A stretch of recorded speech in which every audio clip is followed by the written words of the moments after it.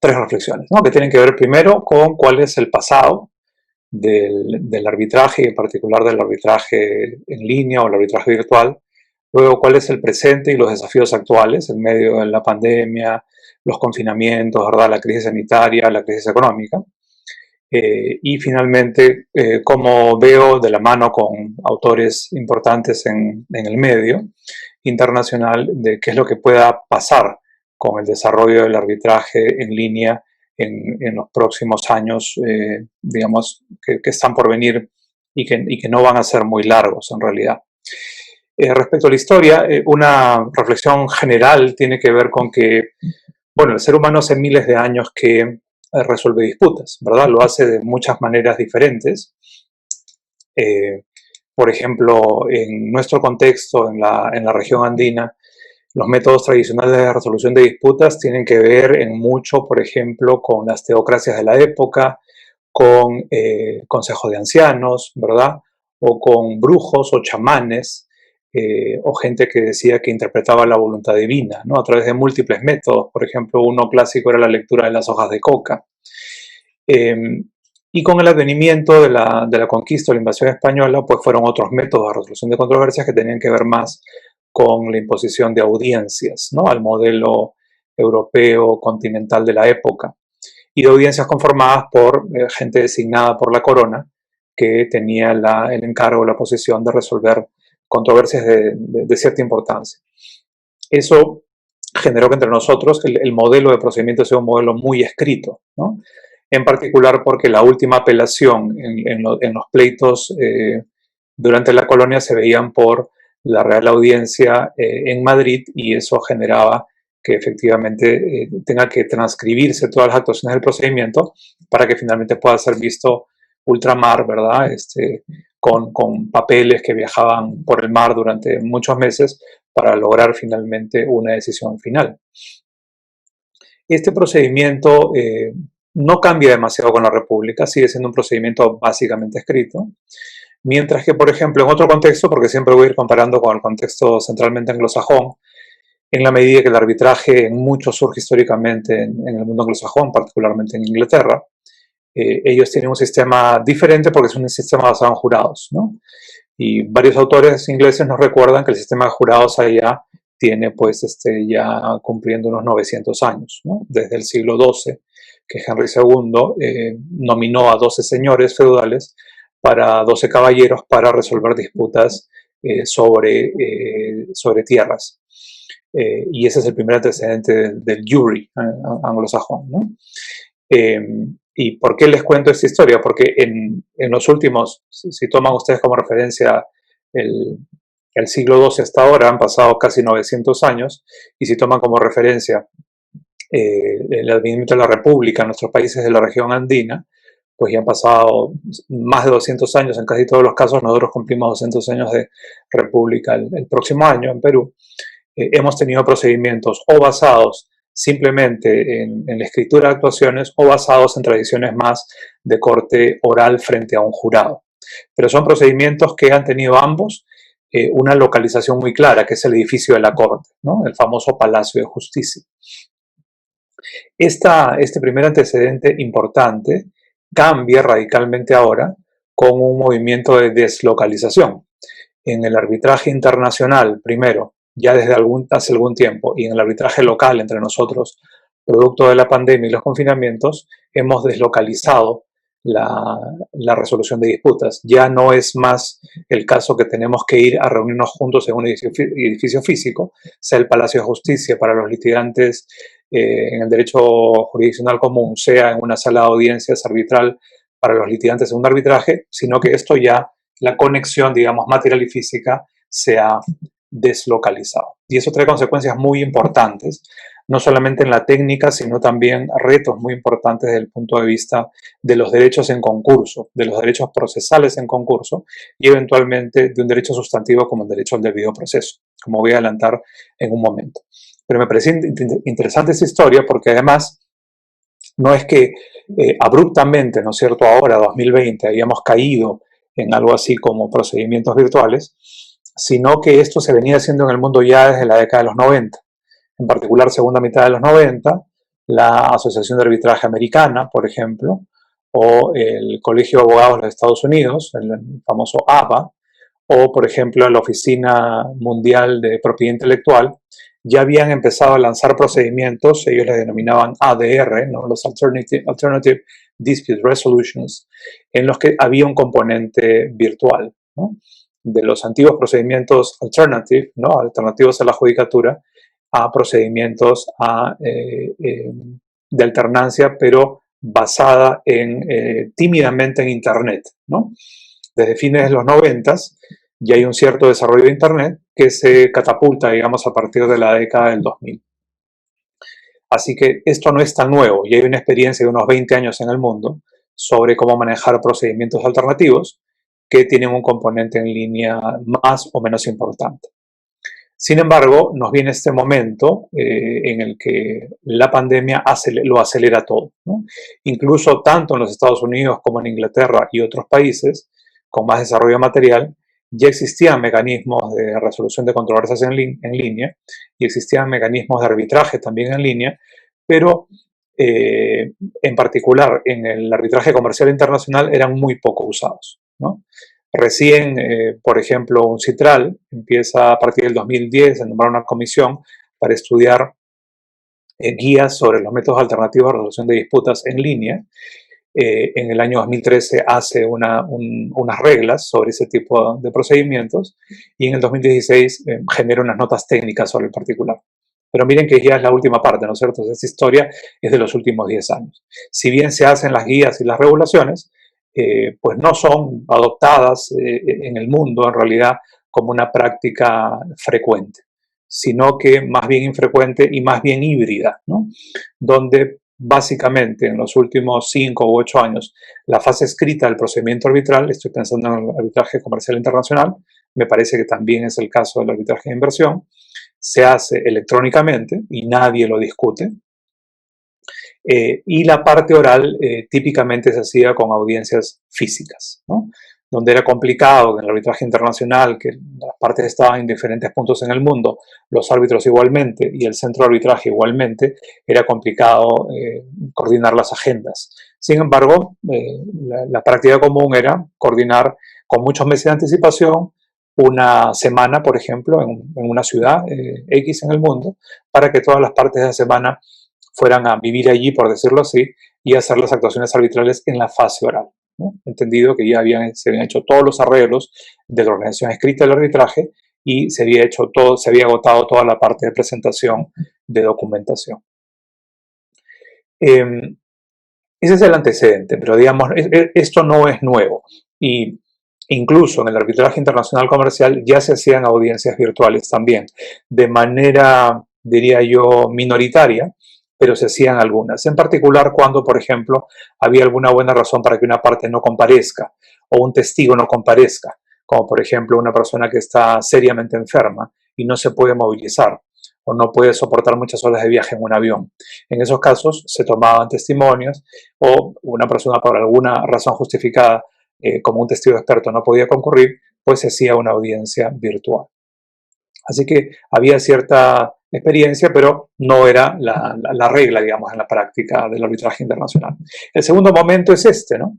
Un momento en el cual, por la pandemia del COVID-19, realmente el mundo es removido, tanto el mundo internacionalmente hablando, como cada uno de los países del mundo, y se genera la necesidad de acelerar mecanismos para poder efectivamente hacer arbitraje a través de medios virtuales.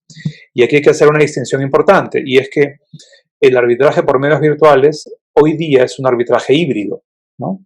Esto es, normalmente ha tenido alguna fase escrita que ha sido física, o eventualmente en los últimos 4 o 5 meses ha habido una fase escrita que ya ha iniciado post-COVID con una presentación electrónica de documentación, pero típicamente hasta ahora la experiencia ha sido de sostener más audiencias virtuales en fase oral cuando ya teníamos fase escrita agotada con presentación de documentación física. Y esto ha generado pues muchos problemas, tanto internacionalmente como localmente. En particular puedo señalar simplemente dos o tres de los más nimios, pero que de alguna manera influyen en la forma de conducir las actuaciones. Y es que, por ejemplo, en arbitrajes de cierta complejidad había mucha documentación física que no estaba digitalizada. De hecho, me parece que va a participar aquí en esta misma mesa un procurador público que explicó a varios centros de arbitraje que en la medida en que no había documentación digitalizada porque no estaba, digamos, no se había anticipado el efecto de la pandemia mundial, entonces eso generaba una serie de problemas para poder continuar con las actuaciones arbitrales, ¿no? Otro problema práctico es que había un gran desconocimiento sobre herramientas virtuales, ¿no? De todas las partes, ¿no es cierto? De partes, abogados, representantes, miembros del tribunal, incluso secretarías de arbitraje. Y eso generaba también cierta dificultad para poder continuar con las actuaciones. Y otros problemas más legales, como por ejemplo que las partes no habían aceptado reglas de arbitraje virtualizado, ¿no? Esto es, al menos notificaciones electrónicas y al menos celebración de audiencias virtuales. E introdujo todo un problema vinculado a si había consenso o no a partir de estas reglas, porque como todos saben, en el arbitraje las reglas del arbitraje deben ser consensuadas o deben someterse a un reglamento de arbitraje, reglamentos algunos de los cuales no previeron la presentación electrónica de documentos ni la conducción virtual de audiencias. En cambio, en el mundo, en los centros más importantes de arbitraje comercial internacional, todo esto sí estaba previsto, ¿no? Tanto las reglas UNCITRAL como las reglas de la American Arbitration Association, como las reglas CCI, como las reglas de los centros de arbitraje de Estocolmo, de Singapur, de Hong Kong, de London, etc. Habían previsto presentación electrónica de documentos y habían previsto la celebración de audiencias por cualquier medio telemático. Pero claro, nos llevaba un poco de ventaja. Al interior en el Perú esto no estaba tan claro, salvo creo la excepción de la Cámara de Comercio de Lima. En los demás centros de arbitraje importantes no había previsiones suficientes ni una preparación sobre este punto que honestamente nadie había adelantado, ¿no? Si cualquiera de nosotros nos decían en febrero de este año que iba a asolar una pandemia en este lado del mundo, lo hubiéramos creído poco porque era un problema chino eventualmente, y miren lo que ha pasado. Así que este segundo momento enfrenta ya unos retos, era la segunda cosa que quería decirles, ¿no? Si bien en la historia ha habido básicamente una conceptualización de proceso entendido como proceso en corte física, en contacto físico, litigantes mirándose los ojos y mirando los ojos de la corte o los ojos del jurado, recientemente, a partir de los años 90, ha habido cierto movimiento hacia el uso también de herramientas virtuales, pero con muy poca frecuencia de uso. Y producto de la pandemia, todas estas cosas se han acelerado. Lo positivo de esto es que había un estado de tecnología ya desarrollado como un gran poder de Internet, desarrollo de infraestructura de banda ancha, muy buenos sistemas de comunicación virtual, muy buenos sistemas de alojamiento de información electrónica en línea, que nos permitían eventualmente de manera rápida enfrentar estos nuevos retos. Si bien lamentablemente la región andina no tiene la infraestructura de telecom ni el ancho de banda que tienen otros países del mundo, igualmente hoy se pueden conducir perfectamente audiencias virtuales, con más o menos limitaciones, pero se pueden hacer, creo yo, en general sin mucha dificultad o problema. Pero este segundo momento nos presenta retos muy importantes. Retos de índole tecnológico y retos de índole legal. Entre los retos de índole tecnológico están los que acabo de mencionar, ¿no? Si contamos con la infraestructura telecom suficiente, hoy día lamentablemente Perú es uno de los países coleros, está de media tabla para abajo en desarrollo de infraestructura de telecom, necesitamos mucho más cable de conexión de fibra óptica, necesitamos mucho más antenas de internet, ¿no es cierto?, de comunicación celular. Y todo esto va a llevar un tiempo. Se ha avanzado en los últimos años, pero nos falta todavía un avance considerable. Dicho esto, también se traslada este asunto, digamos, de alguna manera, se externalizan los costos del procedimiento virtual hacia, se interioriza hacia los propios actores del sistema, ¿no es cierto? Cada uno de nosotros tiene que potenciar su conexión de internet, ¿verdad? Revisar su contrato con el operador para ver cómo está la banda ancha, renovar el equipamiento, ¿sí? cablear eventualmente nuevamente ahora las casas, ya no ni siquiera las oficinas, porque sin esa infraestructura básica pues no podemos lamentablemente hacer un trabajo virtual mínimamente decente, ¿no? Y estos costos se están interiorizando. Conozco casos de centros de arbitraje locales, en Lima, por ejemplo, que no han hecho ningún tipo de inversión, y conozco secretarías que, por ejemplo, tienen equipos en casa que carecen de webcam, ¿no? Con lo cual no podemos vernos en la conducción de un arbitraje con una secretaría que aparece simplemente por voz. Estas cosas son muy graves y tienen que ser solventadas inmediatamente. Pero más allá de estos problemas técnicos, también, a pesar de que ya hemos hecho la inversión en telecom, la inversión en infraestructura, la inversión en equipamiento, la inversión en software, hay una brecha que tiene que ver con que muchos no dominaban las técnicas de la comunicación virtual, las llamadas TICs, ¿no es cierto?, las tecnologías de la información y la comunicación, al menos las básicas para poder sostener estos procedimientos. No sabían cómo, por ejemplo, manejar, algunos ni siquiera eficientemente el correo electrónico, otros no sabían cómo guardar información, subirla y bajarla en discos duros virtuales, ¿verdad? Otros no conocían las plataformas virtuales de arbitraje en línea, algunos centros de arbitraje, y otros no dominaban las técnicas para el manejo de diferentes plataformas de videoconferencia. Y yo creo que esta es una buena hipótesis para explicar por qué tantos en los primeros días de la pandemia se opusieron a conducir arbitraje virtual, ¿no? Y es porque simplemente o no estaban preparados o no tenían el equipamiento, carecían de la información digitalizada o simplemente no sabían cómo operar estos sistemas. Sin embargo, hemos recibido un baño de realidad y hemos tenido que ponernos al día en una maestría acelerada de TICs, ¿no es cierto?, en las últimas semanas, meses. Y creo que muchos nos hemos puesto a punto y otros están a punto de lograrlo. Entonces ha sido realmente un desafío enorme, pero los problemas se van a ir resolviendo paso a paso. Con todo, siguen habiendo problemas, así tengas un muy buen equipamiento de Internet, siguen habiendo problemas con, por ejemplo, la latencia en el sistema, hay un retraso entre la comunicación mientras uno va hablando, por ejemplo, y cómo tu equipo codifica tecnológicamente la voz y la imagen, ¿no es cierto?, la transforma en bits y bytes, la transforma en canal electrónico, ingresa a la computadora, pasa por la banda ancha, llega a un decodificador de la computadora remota que hace la conversión de electricidad en voz e imagen y finalmente esa información es recibida. Estoy seguro que yo estoy hablando ahora en un ritmo y ustedes están escuchando probablemente otro ritmo y con algún segundo de retraso.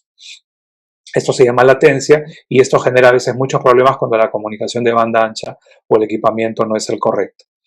Y estas cosas generan falta de credibilidad y podrían generar esa interrupción en las comunicaciones. Entonces, lo otro que quería decir era que no solamente retos tecnológicos, desafíos que hay que superar, sino también desafíos legales. Y en particular, algo que se ha venido comentando mucho en los últimos meses, y es si existe un tal derecho a la audiencia física y si eso es parte del debido proceso o no. Esto se ha discutido en muchos lugares en el mundo, lo han resuelto ya algunas Cortes Supremas, incluso lo ha resuelto aquí pre-pandemia, tanto la Corte Suprema peruana como el Tribunal Constitucional, en el sentido, lo digo rápido, de decir que no hay ningún compromiso. No hay un tal derecho a audiencia física como parte del debido proceso. Lo que es un derecho a una audiencia que puede ser conducida incluso por un medio electrónico, siempre y cuando se asegure la capacidad de defensa de las partes. O sea, la violación al debido proceso no vendría por el medio físico o electrónico, sino por la incapacidad de una parte de comparecer y en igualdad de condiciones poder presentar su caso. Y esto es lo que debe cuidar un tribunal de arbitraje, efectivamente, si quiere conducir un arbitraje virtual, que se le dé todas las seguridades a las partes para que puedan presentar su caso. Y si no fuera posible por algún defecto técnico, entonces tendríamos que, por ejemplo, esa audiencia suspenderla y programarla para momento posterior, de tal manera de asegurarnos de que todas las partes involucradas puedan presentar su caso, puedan escucharse, puedan formular contradicción y eventualmente el tribunal tome información y tome debida nota de toda esta interacción. ¿Cuál va a ser el futuro? De acuerdo a algunos entendidos, particularmente estoy pensando en el último libro que es realmente fascinante y les recomiendo su lectura, del jurista y tecnólogo Richard Susskind, el inglés, que escribió un libro pre-pandemia, lo publicó a mediados del año pasado, que se llama Online Courts, ¿no es cierto?, cortes en línea. Él dice que lo que ve para el futuro son tendencias muy interesantes, porque distingue bien entre, digamos, un proceso judicial o un arbitraje regular físico, ¿no? Primera parte de la historia que les contaba. Una segunda, donde tenemos interacciones virtuales, pero en formatos híbridos, ¿no? Porque hasta ahora, hoy día, por ejemplo, en Perú, creo que nadie puede decir, creo que no existe todavía la tecnología desarrollada entre nosotros o adoptada entre nosotros para hacer arbitraje online, enteramente en línea. No existe. Lo que tenemos es una mezcla entre el antiguo procedimiento escrito, por decirlo así, con un procedimiento, no un procedimiento siquiera, sino interacciones virtuales como son las comunicaciones electrónicas o las teleconferencias. Pero son pedazos de procedimiento, no es el procedimiento concebido enteramente online. ¿Qué viene? Vienen procesos concebidos enteramente online, con plataformas donde tú puedes, desde presentar la solicitud de arbitraje, investigar a los futuros árbitros, designar árbitros, ¿sí? Desarrollar toda la fase escrita electrónicamente, tener las audiencias que correspondan en línea, todas también virtualmente, y recibir el laudo final de manera enteramente electrónica. Ese procedimiento en el Perú aún no existe. En la región andina me parece que tampoco, hasta donde alcanza mi información. Esa es parte del futuro que se va a presentar en los próximos, yo diría no años, sino en los próximos meses, ¿no? Arbitraje enteramente online. Pero no solamente arbitraje enteramente online, sino muchos impactos de nuevas tecnologías convergentes que están apareciendo en el mundo y que no son tan nuevas, ¿no? Que tienen que ver con realidad aumentada, ¿no? Por ejemplo, imagínense en arbitraje de construcción, inspecciones de obra que sean completamente simuladas por computadoras, donde no tengamos que ir al sitio de la obra, sino que podamos ver la realidad aumentada en nuestras computadoras de esa obra con todo detalle, ¿no?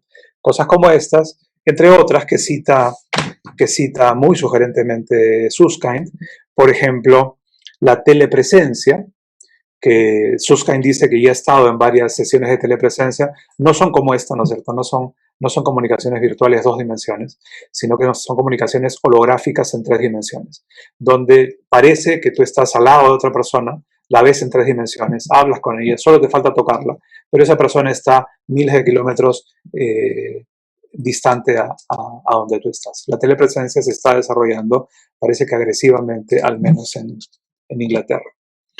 Y hay otros mecanismos, por ejemplo, como no la realidad aumentada, sino la realidad virtual, ¿no? La realidad aumentada de alguna manera toma espacios o elementos de la realidad y los aumenta en detalle.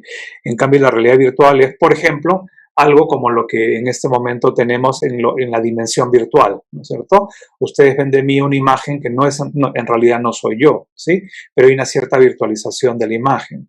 Si cambiara mi fondo, este no es un fondo de pantalla, atrás tengo, eso es físico, ¿no es cierto?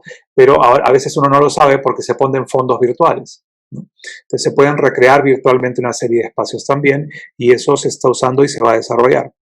Va a haber un arbitraje, como les digo, enteramente online y el uso, con esto termino, de inteligencia artificial. En particular, de inteligencia artificial para predecir el resultado de nuevos casos. Esto suena a ciencia ficción, pero se está desarrollando. Hoy día, por ejemplo, corre comercialmente un programa que ustedes habrán visto, se llama Watson, que es un programa desarrollado por IBM, y Watson conoce toda la jurisprudencia histórica de la Corte Suprema de los Estados Unidos. Y Watson te puede informar lo que tú desees mucho más rápido y de manera mucho más barata que un asesor legal.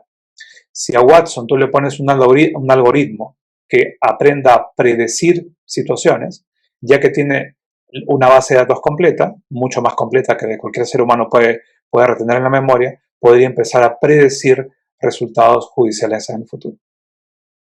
Y no solamente los algoritmos, confía Susskind, van a predecir resultados, sino que van a empezar a construir resultados, van a empezar a construir razonamiento.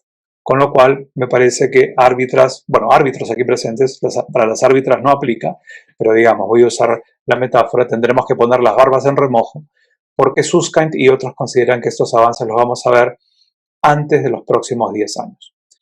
Con lo cual, podríamos auténticamente hablar ya no solamente de procedimientos online, sino de sistemas de resolución de disputas artificiales y probablemente algunos sin intervención humana.